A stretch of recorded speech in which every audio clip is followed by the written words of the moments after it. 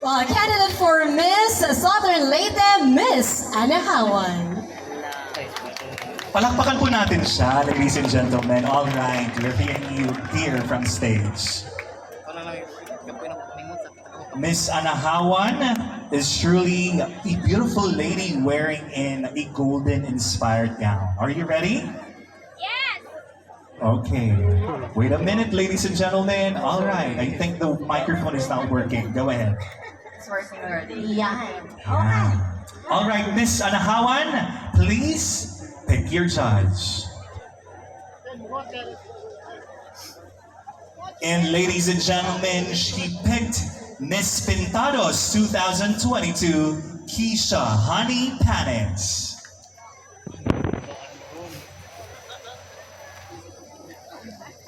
May we have a microphone for our judge? Anyway, Attorney Barbette, might as well entertain our candidate here, stepping forward as she readies herself here for the pre-question and answer round. Are you ready, Miss Anahawan? Yes, I am. All right. Please Good state evening, your question. Miss Anahawan. Good evening, ma'am. How are you? I'm fine, thank you. How about you? I'm good. That's good. May I ask your age? How old are you? I'm 24 years old. Okay. In your 24 years of existence in this beautiful world, what major realizations you had in your life and how it molded you become the person you are today? Again, in your 24 years of existence in this beautiful world, what major realizations you had in your life and how it molded you become the person you are today? Thank you for that question.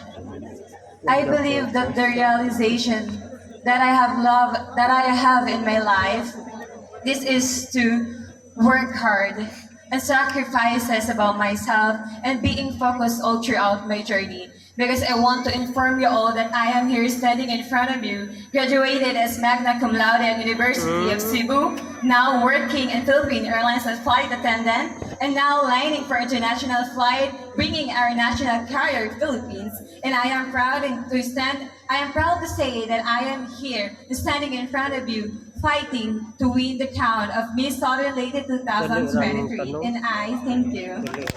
And thank you very much to Miss Anahawan. You did great.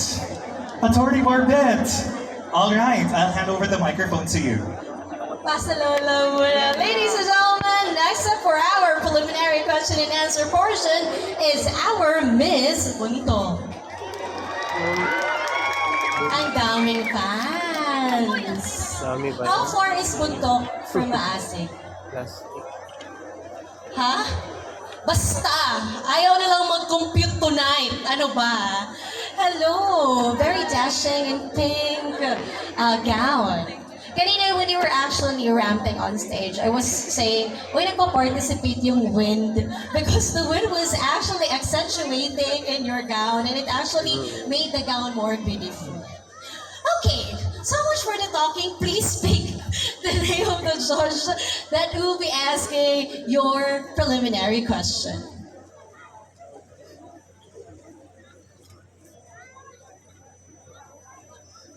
She picked Judge Kathleen Malaika Libris.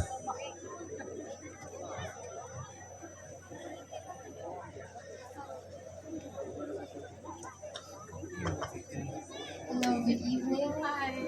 How are you feeling? I'm actually feeling excited and I want to thank everyone who's still here tonight for watching the show. So, here's your question. What is the biggest problem Southern Leyte is facing and how will you respond to it relating to your advocacy? Again, what is the biggest problem Southern Leyte is facing and how will you respond to it relating to your advocacy?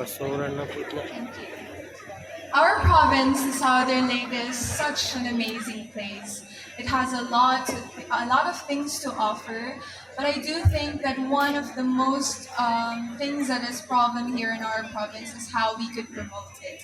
It is really important that a province would promote its location as long as it's good. Even if international, maybe we could have a chance. And in relation to my advocacy, which is the woman empowerment, we could use the women of the Southern Leyte to promote the province in as much way as possible.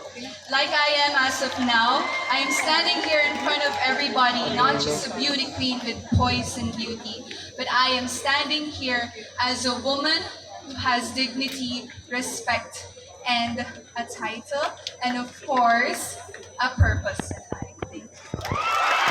Thank you so much to our Miss Bontom, the Miss Desiree Pass the Sun.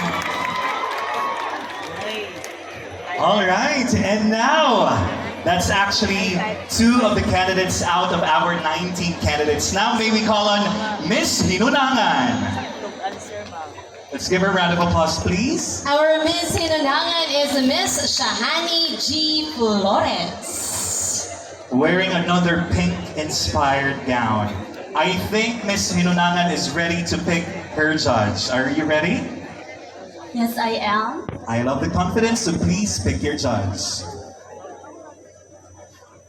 Okay, I'll do the honors of opening your judge. All right, another beauty queen, I must say.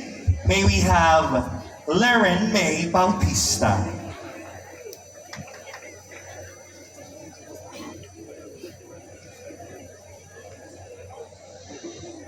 Hi, candidate number 3. Hi, ma'am. Good evening. Good evening. Here is your question. Given all the technological advances today, do you think it has taken away our emotional connection with one another? Again, given all the technological advances today, do you think it has taken away our emotional connections to one another? Thank you. I believe in this generation, we have the advantage to access technology and gadgets as well as social media and internet. I believe that it depends on ourselves and how we use it. Maybe it intends to deliver our emotion with another people or intend to not. It depends on ourselves.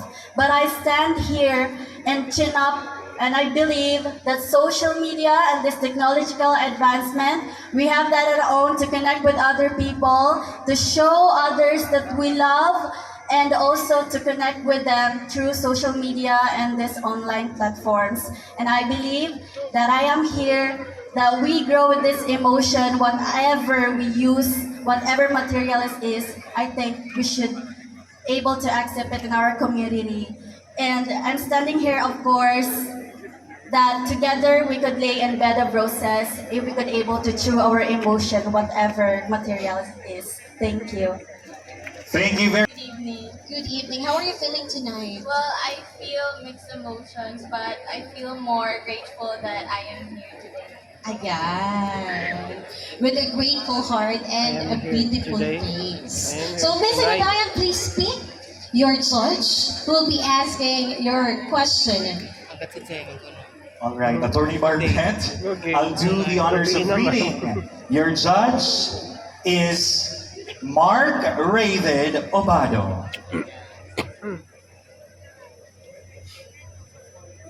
Good evening, Miss Hinundayan. Good evening, sir. How are you? As what I said, I feel mixed emotions. That's great. So here's your question. Which strength would make you an effective title holder? Again, which strength would make you an effective title holder? The strength that would make me an effective title holder would be our distinctive characteristic as a Southern Latanya. I believe, tracing from our great ancestors up to the present generation, our core values remain intact, uniquely flown in our bloodlines as a Southern Latano, that we are undeniably strong with whatever changes of test, challenge, and trial. And we hold this value to stand up after a great fall, for it teaches and it shows a picture of courage and resiliency. These are the embodiment of a true Southern Latino spirit that will surely bring and keep Southern Leyte future-proof against all odds. Thank you and enjoy the evening. Once again, ladies and gentlemen, that was Miss Hinundayan. Miss Hinunangan Shahani G. Flores. Now I'm very excited for our next candidate. We have Miss Hinundayan. Partner, I will have to correct you on that. That was Okay. Miss Hirodan. Oh my God, I am in awe of her answer actually. Oh, that was Miss Rasha Louise de Vivar. We proceed with our next candidate, Miss Libagon and Miss Katrina Marie Lou Ligad. Hello. Hello, ma'am. Good evening. Good evening. How are you? Actually, standing in a massive crowd is really nerve-wracking, but I believe that I am here for a purpose. I guess I'm ready. Let's let's prove your purpose tonight by answering the question from our dear judges. Please pick the judge who will be asking your question. Let me. Oh, my sister from the Pentanos Foundation, Kisha Honey Panes. Good evening. Good evening, ma'am. Here's your question. Tell us about a significant challenge or setback you have faced in your life and how did you overcome it? Again, tell us about a significant challenge or setback you have faced in your life and how did you overcome it? As a mental health advocate and someone who has suffered from mental health issues, I've overcome those by focusing on by focusing on fostering youth's mental health. Actually, during those hard times, I was able to find my peace through environment engagement. And so I am here because I want to let people experience the comfort that nature has given me, especially those young individuals who have been also suffering from mental health issues, that we can find solace, comfort, and serenity in nature. And I am here for my advocacy as fostering youth mental health through environmental action. Our mission is twofold. One is to cultivate a sanctuary where anyone can find solace and protect our ecosystem. And second is to strengthen our youth's mental health, because I believe that it is the most crucial phase of a person's life as we are transitioning from childhood to adulthood. I believe that through my advocacy and through my life story, I could touch a lot of people to be mindful of their mental health, because I believe that mental health matters and our nature should thrive and our youth should flourish. Good evening. Thank you so much, our Miss Libagon, Miss Katrina Marilu Liga. Thank you so much. And now, it's her turn, Miss Liloan. Mona is Buhion. We have cheers here, supporting for her. Continue supporting and showing your love for her. Ayan. Our Miss Liluan. In fairness, parang lahat ng team ng gowns natin, shining, shimmering, splendid. Yes, and they actually carried it well. Diba? Ang galing. And it's really actually very good to see on stage. Miss Liluan, kumusta? How are you feeling? I feel so fine, and I feel the grace God has given me and for those people that have supported me. You guys composed me. Thank you very much. Are you ready to answer your question? Well, I guess I have to be ready by God's grace and by my supporters too. Okay, so let's show them what you got. Please pick the judge who would be asking your question for our preliminary. Partner, ako muna ha. Sa akin binibigay eh. Go ahead. Judge Stacy Evita Leoren.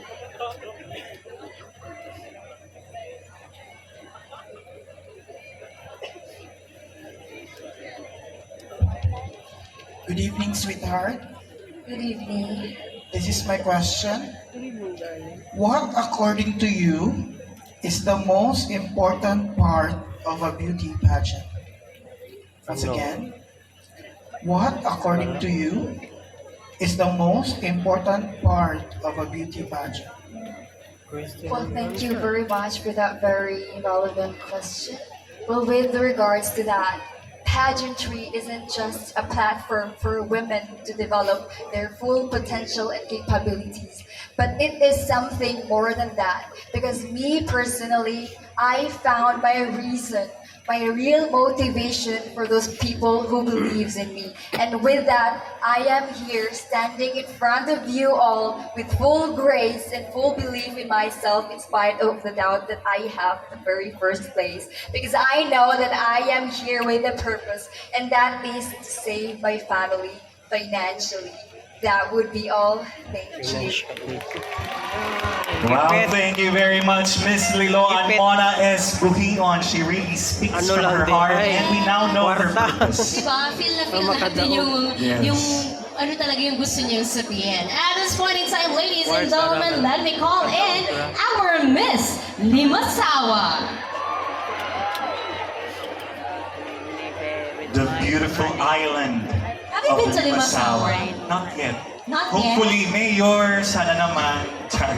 Special mention, Mayor. Special, pakidala po sa kanya doon. Gusto ko tonight. Ako lang. Ikaw din. I've been there. You've been Oo, parang hindi pa tayo fit to go to Limasawa. Okay, anyway, Miss Limasawa, are you ready? Yes, I am.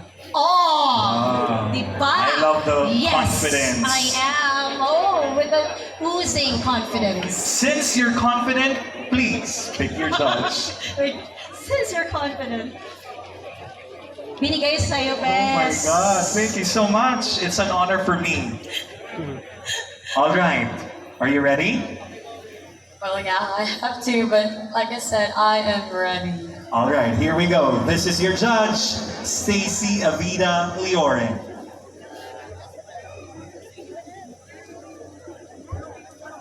Good evening. I think you're the most ready candidate tonight. It's just the confidence. So this is my question. What does it mean to be a resilient woman? Again, what does it mean to be a resilient woman? Thank you for that question. I believe that resiliency comes from within, and I see that as Southern Leyteñas, we embody that resiliency as we prove that we have to sustain a future-proof Southern Leyte against all odds. And with that, I believe that the cornerstone of that resiliency is the unity that drives within us. And I'm here standing in front of you, believing that despite the challenges I had faced throughout my life, the pandemic, the crisis that we had surpassed, I'm standing in here, proving that resiliency has built me. And I thank you. Thank you very much, Miss Limasawa Angel May Espalondo. Next na partner, sigurado ako. Ay Yes. naman, sigurado may supporter to home court. Ladies and gentlemen, our Miss Maasin City. Grabe, dumadagdag yung ating 1,000 plus spectators. Grabe, kahit siguro yung mga natutulog ngayon, nakikipalampak Oo. neighbor, di ba? Ayan, very gracefully. And who will be gracefully answering also the question. All right. Miss Maasin City, give a shout out muna sa iyong supporters here in Yes. Maasin City. Maadong gabi, Maasinons, and to all the Southern Leyteños! Maachong gabi indeed. All right, Miss Maasin, please pick your judge. Okay, Miss Maasin, your judge once again is Stacy Avida Leoren. Sunod-sunod, sir.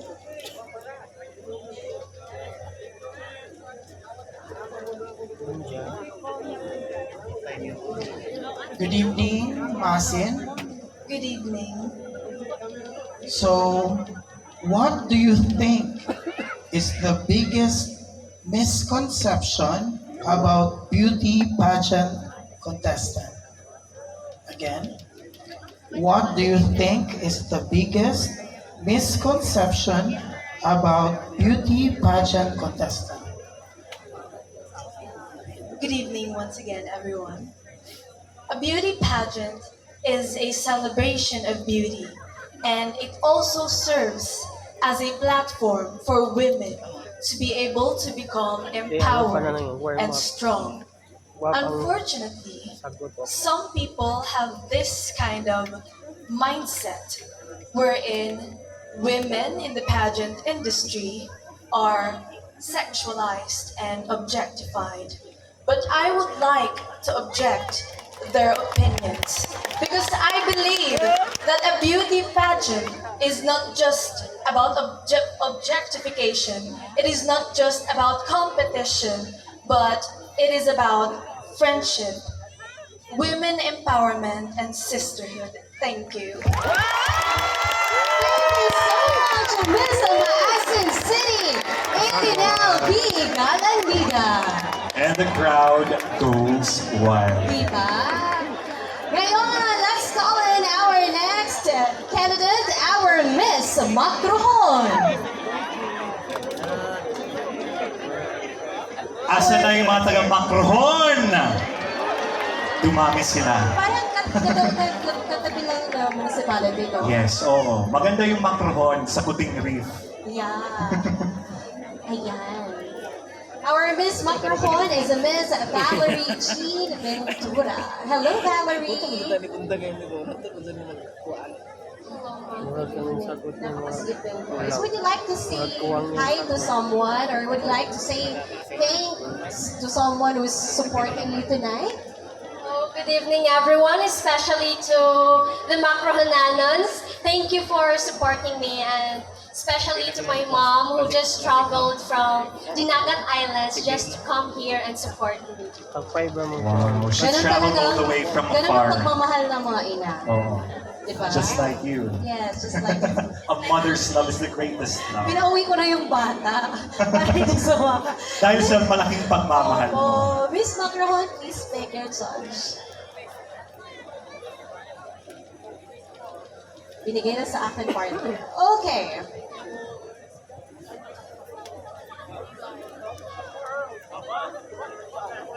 Judge Kathleen Malaika Libris.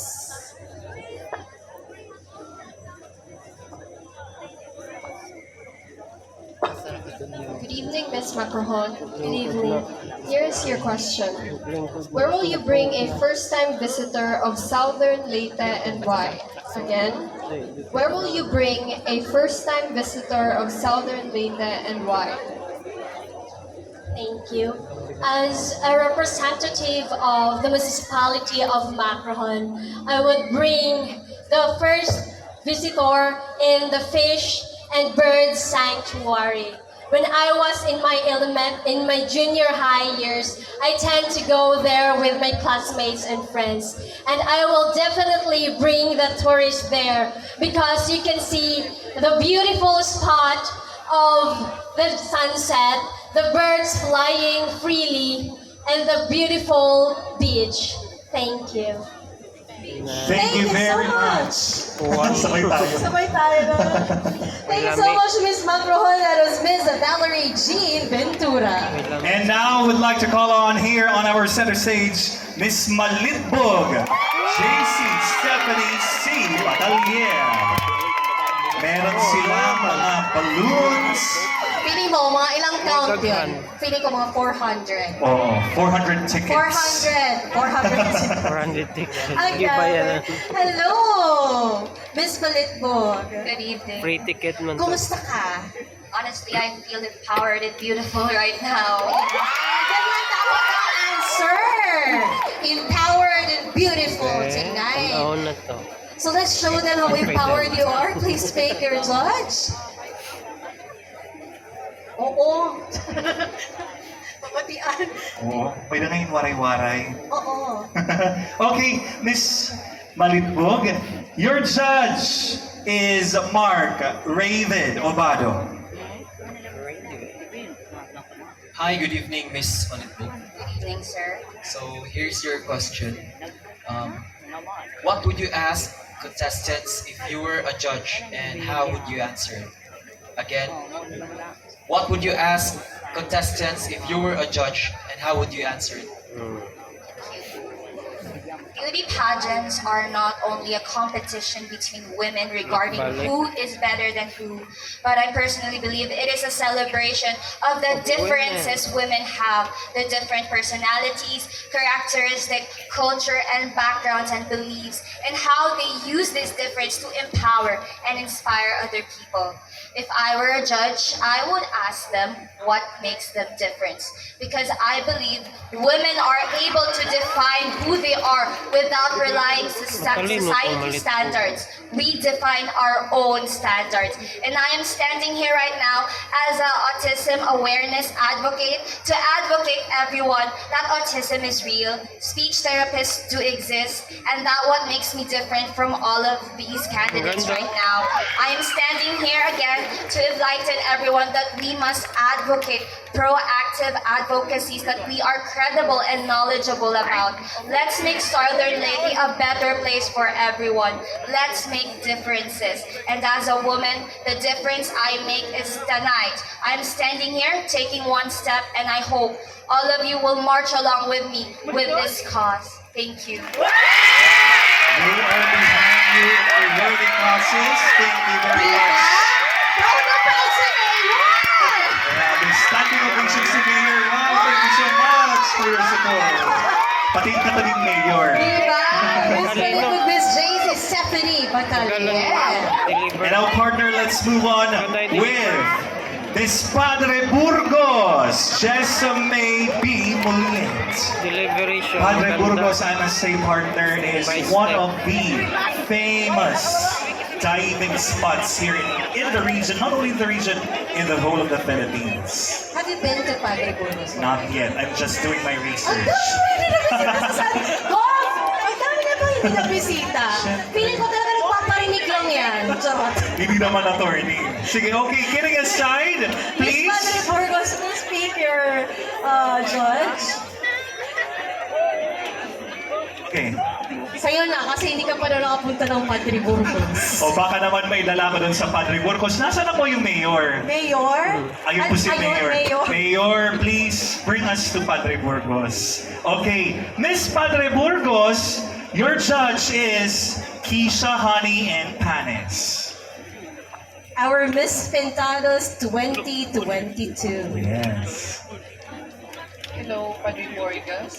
Hello, ma'am. Good evening. Here's my question. Southern Leyte is known for its natural beauty and tourist attractions.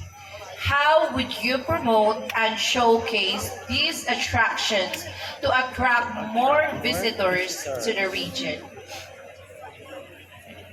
Southern Leyte, as we all know, is known for its internationally renowned, majestic, and underwater heaven. So I would like to promote this internationally through posting on the social media, and with that, we can introduce that Southern Leyte has so much to offer. Thank you very much, and have a good evening. Thank you. Thank you, Miss Padre Burgos and Miss Jessame Mulet. Truly, Southern Leyte has a lot to offer. And now, let's see and hear out the answer coming from Miss Pintuyan Noela Venice M. Elior Mino. Ayan. Ito yung may gown na flaunting, di ba? Ah, yung merong case. Tapos sa likod, meron pang merong whale, no? Oh, the blue whale. Sabi ko kanina, wait, there's more. Pak! Tanggal, di ba? Ayan. Hello, Miss Pintuyan, Miss Noela Venice Elior Mino. Hello, good evening. Kumusta? How are you feeling? I am feeling overwhelmed with the support that you're receiving. Shout out to my friends out there! Hello to her friends wearing the banner. Oo, may Related to the Pageant. Okay, Miss Pintuyan, i-prove natin that the support is really worth it. Oo, please pick your judge.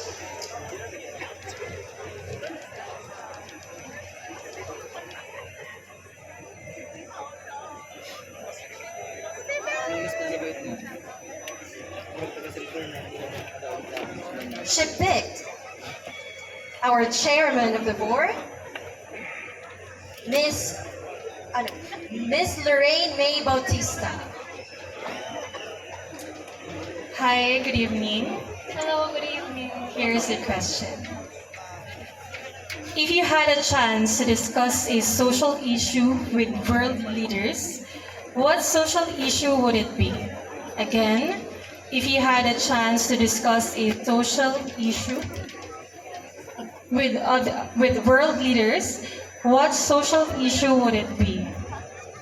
I believe if I were to But discuss bash. one social issue with the world leaders, that would be marine pollution. Because as an island girl, I live in a place where you can swim with the whale sharks and relax in a majestic mountain Connected such niya as sa ano, no? Lag. My Connect na advocacy yung is ano about niya, the yung shark. protection of marine life. Sagot. And as a private Marine. citizen, in my own little way, I want to raise awareness through my actions by simply not throwing trash in the ocean. Marine pollution is one of the biggest problems in today's world. Our ocean is flooded with two main types of pollution, chemicals and trash. And this is not just my responsibility, but this is all our responsibility, Southern Leyteños. I want to encourage everyone to protect our marine life at all costs. And I want to appeal to our mayors to have a comprehensive and systematic solid waste management program to avoid pollution or to avoid trash Inutusan pa polluting yung our mayor. ocean. Thank you. Thank you so much, our Miss Ventuya Noella Benice Eliormino. Thank you so much. #challenge accepted. Oo naman. I'm quite Si sure that Mayor. our local chief executives are doing their Inutusan job, of course, in protecting our environment, especially that Southern Leyte is Suko na really si a Mayor. very, very nice Mas place. sinasuko na diba? to si Mayor. You would want to come back pa, ano? Nama, I will visit the other municipalities because Yes. I've Just to be been, fair with the Wala other din mayors yes, here. I've been to Ano? Pintuyan Ugaw, last di ang week, ano, Mayor. dagat nila. Ang ganda po Pintuyan. talaga. It was May so mga great, solid waste. breathtaking, and Insult natanggal ang talaga Mayor. yung stress ko. In fairness. All right, and now, sana daling mo kami doon. Now, may we call on Miss St. Bernard, Donna P. Ramada. There you go, our Miss St. Bernard. We still Where are have the six- supporters? Asan na po yung supporters? Meron pa po bang supporters dito si Miss St. Bernard? Ayan. Mga count mo, mga ilan? Mga 150 packs. 150 packs. grabe yung head count natin. Miss St. Bernard, kumusta? As I always ask the other candidates, because you know, this is always a portion that you ask your candidates, how are you? I'm feeling good, but my back hurts because the gown is so tight. Oh. Yeah, that is the price you pay for wearing such gown. We can actually relate to her. Me too. Okay, go ahead, Miss St. Bernard, and choose your judge. Yes, I'll help you out. Don't you worry, so that you'll have the moment to inhale and exhale. Totoo. Here is your judge. May we have Ma'am Casley Malaika D. Lebres. Good evening. Good evening, ma'am. Here's my question. How do you stay grounded and maintain humility even in the face of success? Again, how do you stay grounded and maintain humility even in the face of success? You know, we define success in many ways. And for others, it's fame, it's money, it's power. So I stay grounded whenever I reach a level of success for my standards by being true to myself. I am where I got from. This is where I grew up. And there's just no sense of being arrogant in this world. We are all the same. And humility is the greatest power a woman, a human being should have. Thank you. Thank you so much, our Miss St. Bernard, Miss Donna P. Ramada.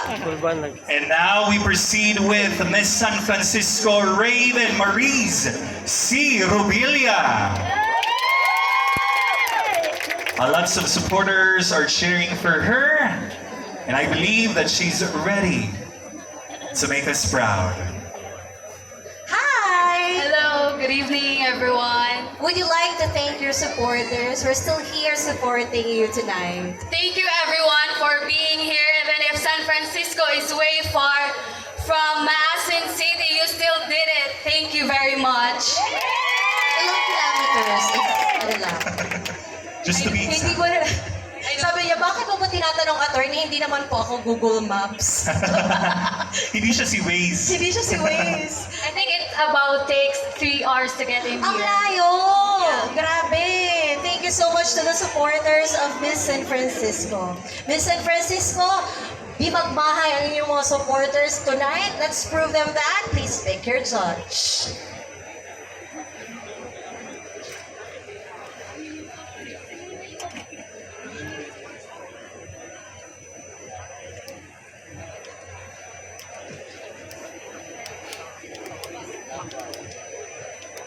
Our chairman of the Board of Judges, Ms. Lorraine May Bautista. Hi, this is your question. How different would be the world if women were... Sorry, again. How different would the world be if women were to rule the world again? How different would the world be if women were to rule the world? Well, we women are known as weak and soft, but I stand here to prove that we women are more than what the society says. And if women were to rule the world, we can have an equality where discrimination is disregarded.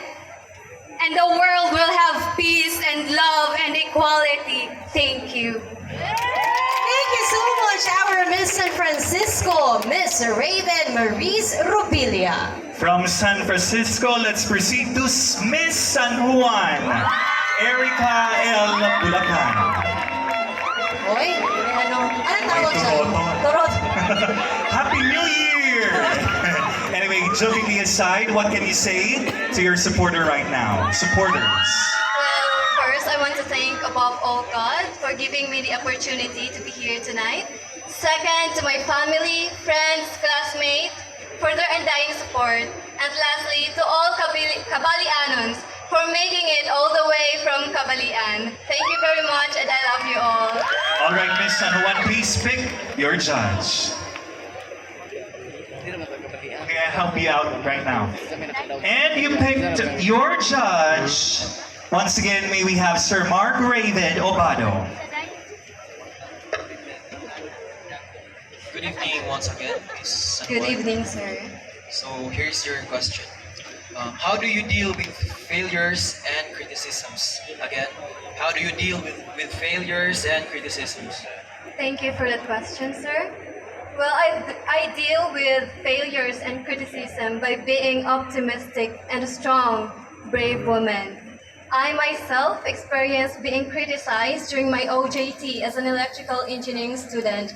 On set, I am surrounded by men where they said that this job only fits for men and that women are too fragile for it. With the doubts and uncertainties, I proved them wrong. And finally, I am here standing in front of you as a graduate of Bachelor of Science in Electrical Engineering, celebrating my femininity and echoing my advocacy.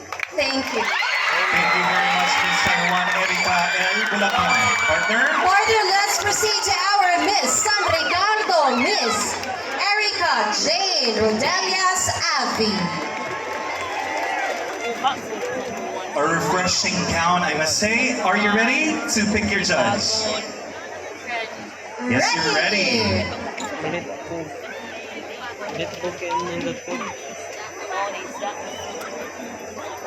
Ito yan. Ay, ba't yan? Basta na ka na She picked Judge Kathleen Malaika Libris.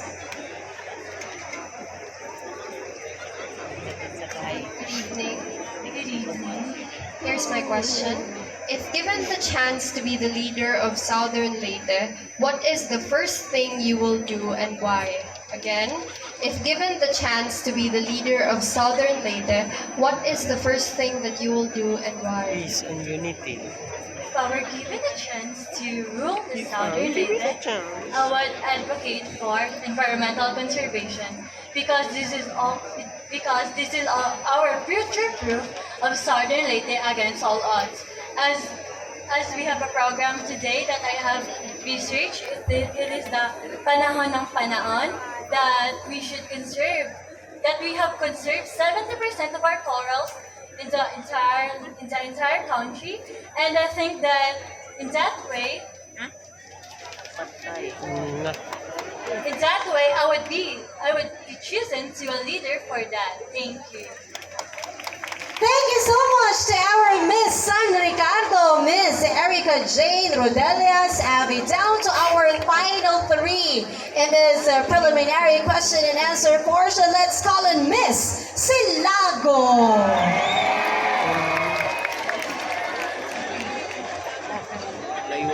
Mga ilan? Mga 100 bucks. 100 bucks. More than that, anyway. More than that, Miss Silago, are you ready to answer your question? Absolutely. Absolutely yes, so please pick your judge.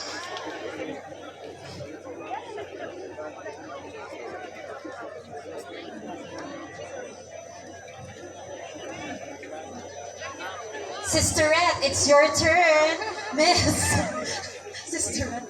Miss Matalos 2022, Kisha Hani Panis. Hello, Miss Silago. Hi, long time no see. Okay, here's my question. How would you encourage sustainable tourism practices in Southern Leyte, ensuring the preservation of its natural resources and cultural heritage for future generations? Again, how would you encourage sustainable tourism practices in Southern Leyte, ensuring the preservation of its natural resources and cultural heritage for future generations?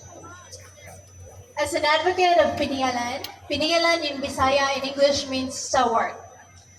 I won't just be preserving or maintaining the sustainable tourism or maintaining the cultural heritage that we have, but rather overall, as a Pinialan advocate, which has two general aims. One is to educate the children and the youth as to the importance of caring for our Mother Earth. Second is to encourage citizens to participate in saving our Mother Earth. We all know and we have all experienced that today that it is very much evident that the planet is slowly deteriorating. With the hot weather that we are experiencing, that's the number one thing. And the way for me to promote such thing is to rally my advocacy, which is Pinalan. If given a chance to win the crown, I would right away talk to the higher officials and convince them to review all the environmental laws that were implemented, such as Clean Air Act of 1999. And I know that there are a lot of laws that have been implemented, but we lack on strengthening such laws. And I think that would be the one thing I would do once I am crowned tonight. Thank you. Thank you so much to our Miss Silago, Miss Honey Pie Otago. And now may we have Miss Sogod, Cassandra Erica Olson. She's ready for this moment. So Miss Sogod, please pick your judge. Good. Lupat na? Ayan. Alright, your judge, Miss Sogod, is once again Stacy Abida Leorin.